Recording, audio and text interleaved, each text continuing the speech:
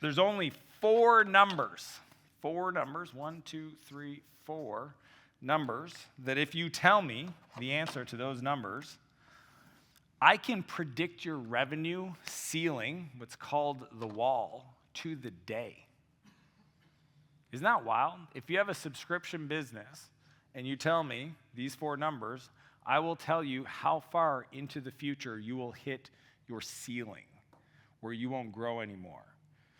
The reason why is because subscription businesses that add new customers, that lose customers, when you start, and let's say it's 10% a month, you lose 10% of your customers.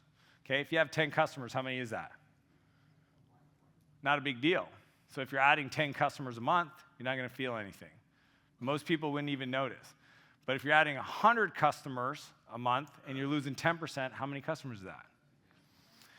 So what happens over time, if you don't figure this out, you will essentially hit the ceiling. So in SaaS Academy, every time we got on a call with a prospect, we'd ask them these four numbers, and we would tell them the date. And they go, what's that date? And I said, that's the date that you're going to cap out. You won't grow anymore. And would you be surprised to find out that the date was the day it was on the call? Why do you think they reached out? It's kind of like once you understand how to do this shit and you use it in a sales thing, like it's kind of wild. So there's three numbers. The first one is the number of current customers, okay? The next one is the number of new customers you add every month. Then I need the average monthly income that you charge per customer, and then I need the percent that you lose or churn every month. Okay? So, good news is, pull out your phones, go to the Googs and search churn ceiling calculator. Okay, churn ceiling calculator. Growth ceiling calculator. SaaS Academy growth ceiling calculator. Go to that one. This is mine. So if you go to the SaaS Academy growth ceiling calculator and you fill in your numbers, it'll give you the graph.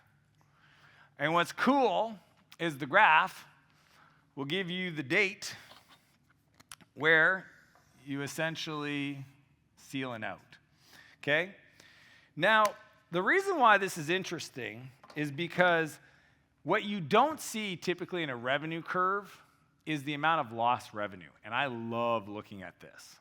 Because if I looked at this, think about every customer you've ever had that you've lost. If you never lost a customer, and if you think of like below the line, so this is like positive, this is lost, it's something like this.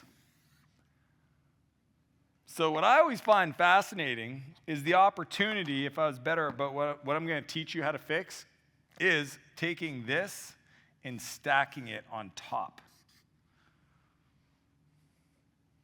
If you can just get to a place where you never lose a customer, understand this is your potential, is you take that revenue and you stack it on top.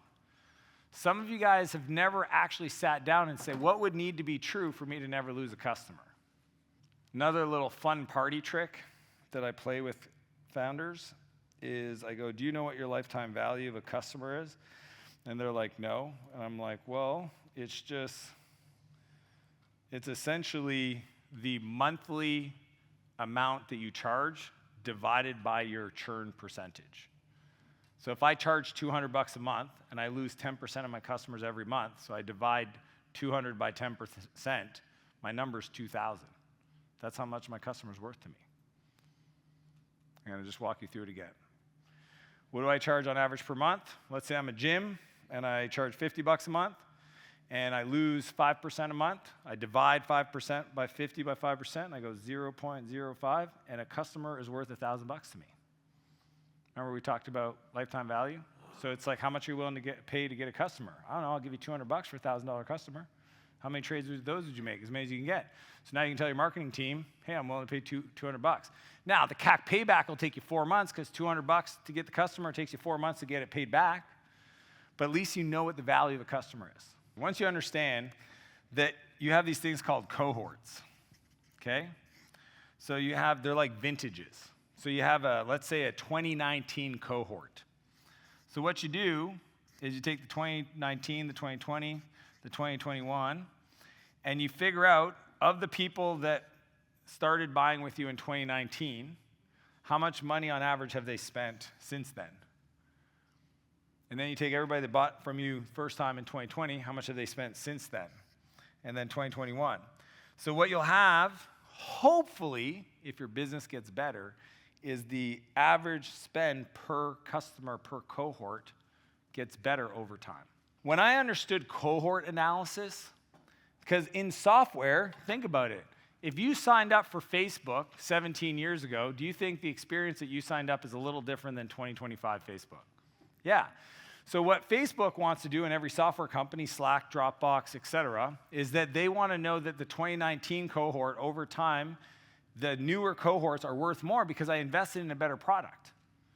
So if my customers are not getting more valuable, then my product management is not being successful. So that's why they always peg buckets of customers by cohorts, and they'll even do it by month. So the January 2019 cohort. If I'm trying to increase retention, how is that cohort retained? After a year, how many customers I have left? Okay, how's that compared to the January 2020 cohort? After a year, how many customers I have left? Well, the first 2019, so I'll have 72% of my customers still, versus the year after, I only have 50%. Was my product manager any good? It didn't get better. Does that make sense? Because what happens when you look at data through a blended lens, it's just hard to understand, so you want to isolate it through cohorts. I know, day 2 math is hard on the head. Okay, I'll get back to telling silly stories.